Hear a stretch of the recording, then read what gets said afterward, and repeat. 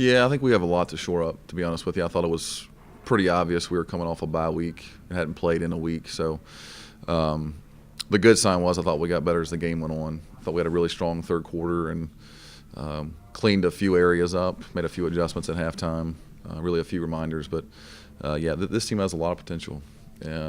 Still has a lot of room to grow, which I'm excited about.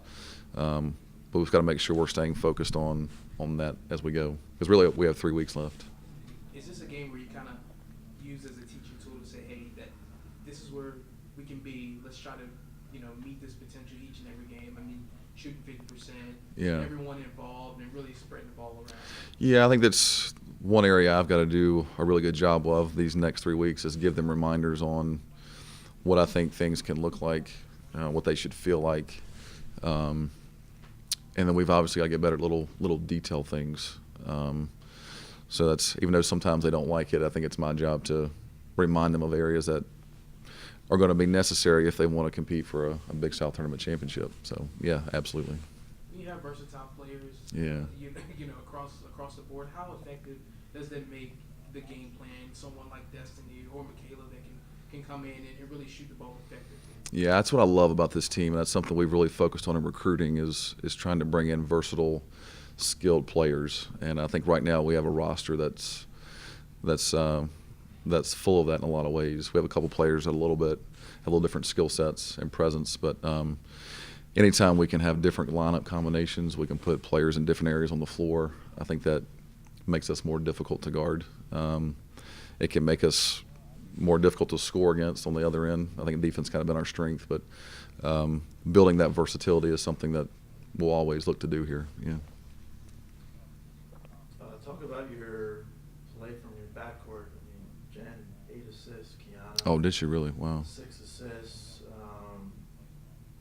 Just those are big numbers at that position.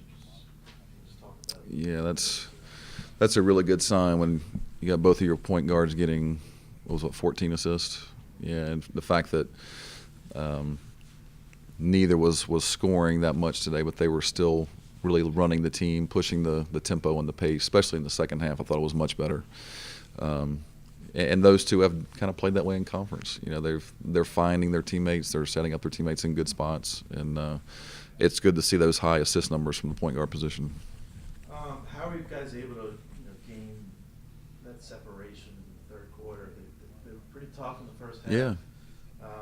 Gave you some problems for sure. Mm-hmm. What changed in the third quarter? I think after halftime, what adjustments were made? Yeah, I think Longwood is much improved. I know we just played them about 3 weeks ago, but I think they're much improved, and I think they're learning what they want from their new head coach. But I think simply in the third quarter, I think the ball went in the basket pretty quickly. I think we hit our first 5 shots and were able to extend the lead from 12 to I think about 17 or 18. So I think that kind of gave us a pretty good punch to start the third quarter and really kind of gave us control of the game. You got to get a lot of kids some minutes Yeah. off the bench. I'm sure that feels Yeah. good to. Yeah, we need to start to build some versatility in our lineups. We need to play some more people. We have some younger players that are working hard and they're getting better in practice, and I think now they're at a point where they're ready to contribute more, and that's exciting. That's what you want. You want to see your younger players motivated and stepping up. So I think we should be able to do that moving forward. We're gonna need some more depth as we get closer to the end of the season for sure. Yeah, 6 games left. It's hard to believe. Trying to hold on to first here. What's the strategy now as we get into the late part of the season in terms of practice and making sure kids are fresh to really Yeah. end the season the way you want to? This is a tricky time of the year, and it's something I've learned in my experience as a head coach. There's a fine line between letting up and relaxing, and still having your foot on the gas and really trying to be aggressive and intense. And the years that we've been successful at whatever stop I've been, it's the teams that have really kind of kept pushing the needle aggressively this time of the year usually finishes strong. So we'll probably condense practice some. We have some players who played a lot of minutes this year that need some rest too. So we do need to save their legs, but we still need to practice intensely and not just be like a casual walkthrough type environment. We need to make sure we're still aggressive and still shoring up some fundamental areas.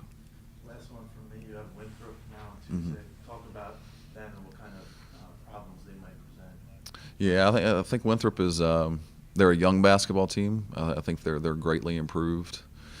I think they're going to present some challenges just because of how hard they play defensively. I think we're going to see a couple different zone looks from them, and really for a half here, it was a really tight game. That we shot the ball well in the second half here, the first time we played. So I think you have a young basketball team that's playing hard.